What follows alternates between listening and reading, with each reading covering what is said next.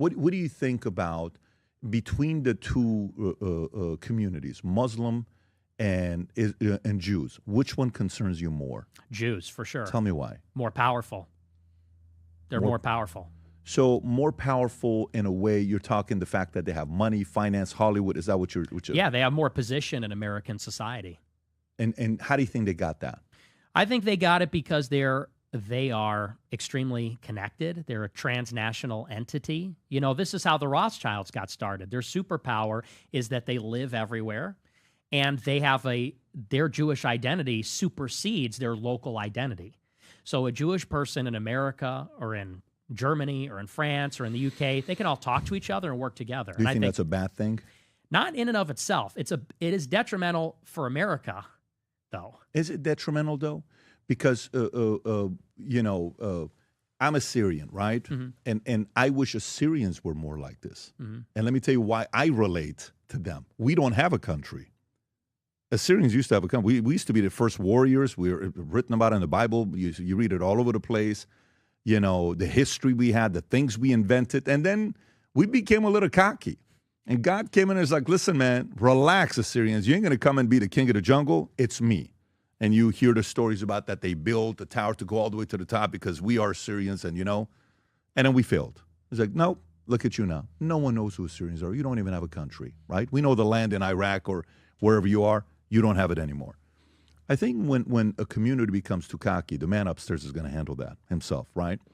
But in a sense, when you see they went from a small community to have this much influence, isn't that almost impossible for them to pull off? Like, isn't that? So it either produces one of two things. I'm not intimidated. I'm not a guy that is envious or jealous or, oh my God, that guy's richer than me. That guy's this guy's. I'm not. I want to see what they did and what worked for them. For example, to me, when I think about Jews, I think about Mormons, I think about Scientologists. I used to have an office where half the office was all Scientology, and I learned all these phrases, assist, or, I went to their church and saw Dianetics and L. Ron Hubbard and what he would say when you get a headache, you do this, and all these weird extras. I'm like, oh, interesting. How much money did we give? $200,000. Why'd you give that? But let me tell you, those guys that were in, they had each other's back. It was a fraternity that you wish family members were like this, right? I think Scientologists have it maybe more than Jews. So I think Jews will bite each other a little bit, not as much. And then Mormons have each other's back. Of course, there's a fallout out as well where people come out and they'll talk about God makers or, what Gordon B. Hinckley, and I've read all of that stuff from over the years. But what's wrong with them winning at the highest level? Well, I agree with you that it is remarkable, and it is actually ominous how much they've achieved. Here's the problem, though. America's an open society. The premise of this country is it's self-government, of, by, for the people. There's a egalitarian idea that we are all citizens, and our government is going to be comprised of the citizenry of America. That's deeply embedded in who we are and in our government and our whole system. And take me, for example. I'm Italian, Mexican, and Irish. The Italians were very much like this when they immigrated to America. They had in Chicago what they called the outfit, which was the mafia, and they looked out for each other.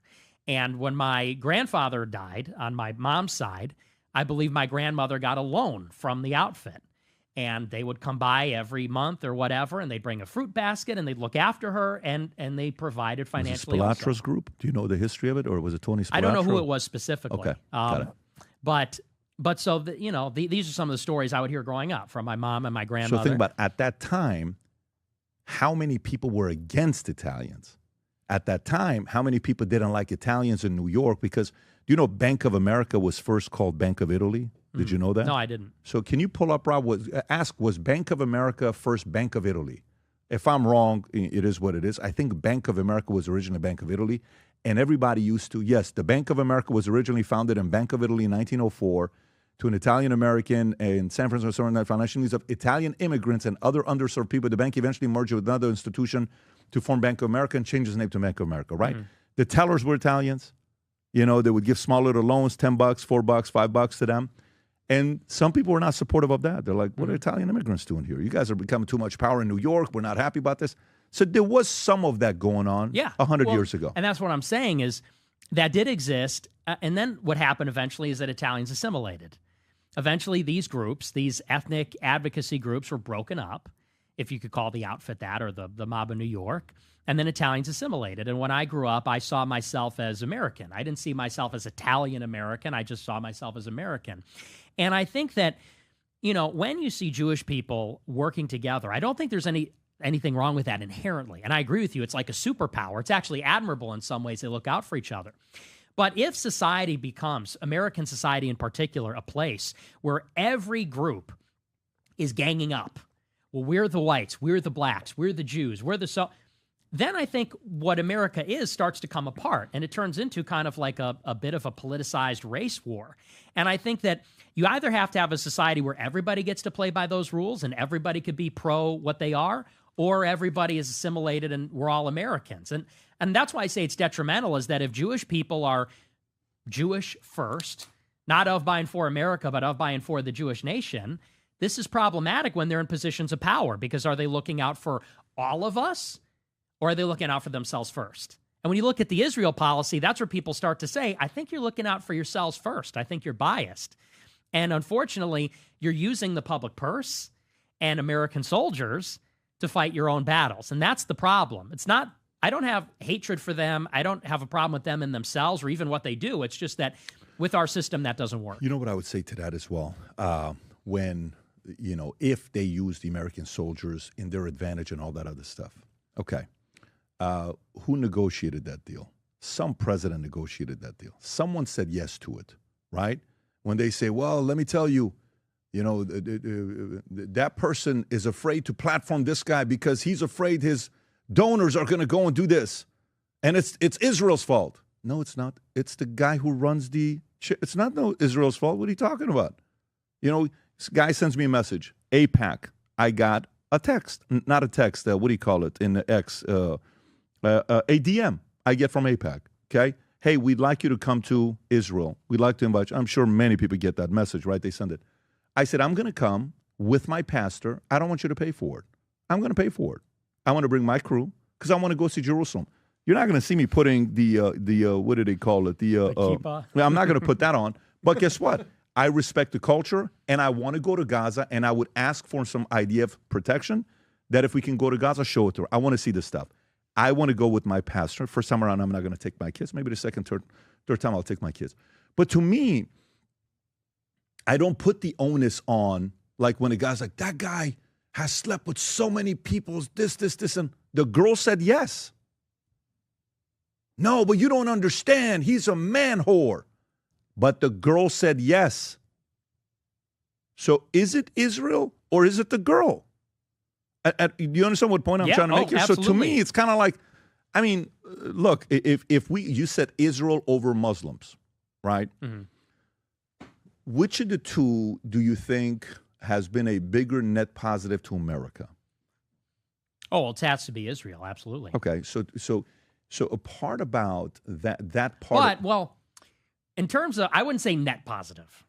I would say in terms of raw, maybe like gross positive, because they've had a lot of contributions culturally and even, you know, in terms of art, literature, music, also scientifically. But it's difficult to say on that because I also think that there's quite a bit of a detriment. I think that the melting pot comes from the Jewish community. What do you mean by that? The idea of the melting pot, that comes from a Jewish playwright. You know, because Jewish people come to America, and like all immigrants, they say, well, we want America to be more welcoming. So they start to spin up these ideas that, well, America was never this country of white Christians. It's always been a melting pot for all immigrants.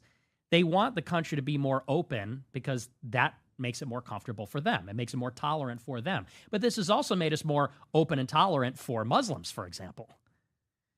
We're bringing, I mean, who's been the biggest driver of like the Hart-Celler 65 Immigration Act? It was like the SPLC, which is run by Jewish lawyers.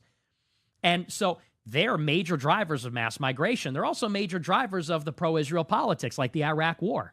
It was many Jewish journalists and pundits and advocates. Sure. So a point being is like when you calculate on net, and I agree with you, like I think there are a lot of people that are critical of Israel that are reluctant to acknowledge the good that Jews do. And I think that Jews they're brilliant. Many of them are brilliant. So when I'm saying net positive, I'm talking jobs, economy.